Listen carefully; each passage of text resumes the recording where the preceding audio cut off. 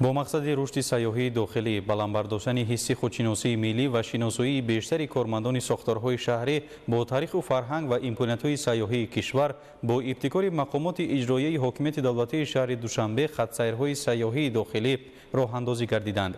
تدبیر مذکور در اساس دستور رئیس مجلس ملی مجلس عالی جمهوری تاجیکستان رئیس شهر دوشنبه محترم رستم امامعلی عملی گردیده تا ماه اکتبر سال جاری سلسله چنین خط‌سیرها به موضع‌های تاریخی و فرهنگی و سیاحی کشور تشکیل کرده می شوند. گزارش در این خصوص. باعث خوشنودی و خوشحالی ماست که در زمان صاحب استقلالی واقعا هم ساحه سیاحی رشد نموده ایستاده است و این امکان می‌دهد که هر نفر ما از گوشه‌های زیبا و دلپذیر و بنظیر کشور نازنینمان تاجیکستان دیدن نماییم و خط‌سیرها باشند برای بلند برداشتن روحیه خودشناسی و خودآگاهی هر نفر نقش می‌گذارند. با تشبث مقامات اجرایی حاکمیت دولتی شهر دوشنبه برای کارمندان ساختارهای شهری خط‌سیرهای سیاحی داخلی راه‌اندازی گردیدند با مقصد رشد سیاحی داخلی، معرفی امکانات‌های بوی تاریخی و فرهنگی و طبیعی کشور، ترغیب طرز حیاتی سالم، اینچنین بلند برداشتن حسی و تندرستی کارمندان طبق دستور رئیس شهر دوشنبه برای کارمندان مقامات اجرایی حاکمیت دولتی شهر دوشنبه و ساختارهای آن از ماه ایول تا ماه اکتبر سلسله خط‌سیرهای سیاحی داخلی تشکیل کرده می شوند.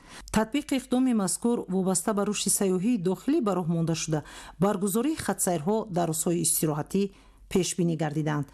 در دایره برنامه کارمندان مقامات شهری، نمایندگان واسطه‌های اخباری عامه از موضوعهای مهم سیاحی، تاریخی و فرهنگی جمهوری بازدید می‌نمایند. اشتراکچیان نخستین خط‌سیر از شهر دوشنبه به سمت ناحیه‌های رشت و نورآباد سفر نموده با امکانات‌های سیاحی این منطقه‌ها به خصوص اقتدار اگروسیاحی و موضوعهای طبیعی و فرهنگی آنها شناس شدند. مهمانان اشتراکچیان خط‌سیر نورآباد رشت دوشنبه نخست به ناحیه رشت وارد گردیده در نزد چشمه نودونک با هم جمع آمدند.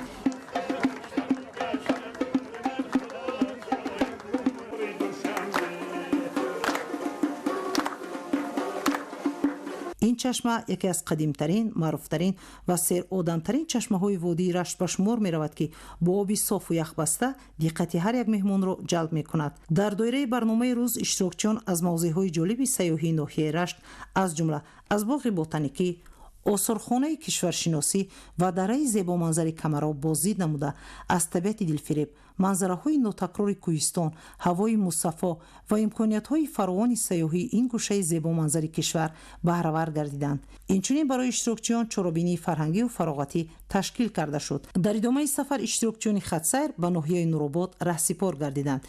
این موضع با باد و هوای تازه، گل و گیاهای شفابخش، آب‌های صاف و زلال و کوه‌های سربافلاکش که هزارها گنج و اسرار دارد مشهور است.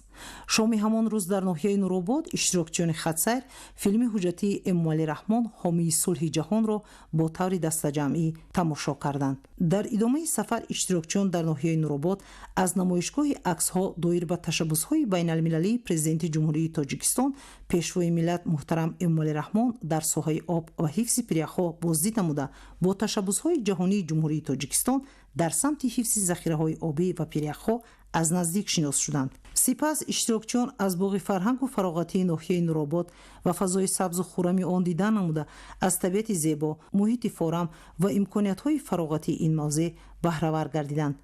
در ادامه برنامه همایش معرفتی بخشیده به 35 سالگی استقلال دولتی جمهوری تاجیکستان برگزار گردید.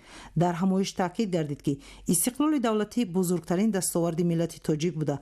محض در زمان صاحب استقلالی تاجیکستان تحت رهبری پرزیدنت جمهوری تاجیکستان پیشوای ملت محترم امامعلی رحمان با پیشرفت و سازندگی بی‌سابقه نائل گردیده برای زندگی شایسته مردم و رشد استوار تمام ساحه‌ها زمینه مساعد فراهم آورده است. اشتراکچیان خط‌سیر همچنین از موضع سیاحی چشمه واغلنگ بازدید نموده با امکانات‌های سیاحی طبیعی و منظره‌های ناتکرار این گوشه زیبا منظر ناحیه شناس شدند. این چشمه در جانب آفتابنشین دهه سیاه‌گلک جماعت دهاتی حکیمی جایگیر بوده یکی از چشمه‌های سیراب‌ترین و مصفا به حساب می‌رود. чашмаи Воғланг яке аз машҳуртарин ва муқаддастарин мавзеъҳои табиӣ бо оби яхбаста, гулмоҳии кӯҳӣ ва ривоятҳои қадимаи худ шинохта шудааст. чашмаи Воғланг дар мавзеи дилрабои ҷойгир аст ки ҳамарӯза меҳмонони зиёд ба тамошои моҳиён ва нӯшидани оби сарди ин чашма меоянд. ин ташаббуси мақомоти иҷроияи ҳокимияти давлатии шаҳри Душанбе ба таҳкими фарҳанги сайёҳии дохилӣ, муаррифии захираҳои ғании сайёҳии Тоҷикистон, ташвиқи истироҳати фаъол ва густариши маърифати сайёҳии кормандони сохторҳои давлатӣ мусоидат намуда, ҳамзамон барои тарғиби имкониятҳои сайёҳии кишвар миёни ҷомеа заминаи мусоид фароҳам меорад.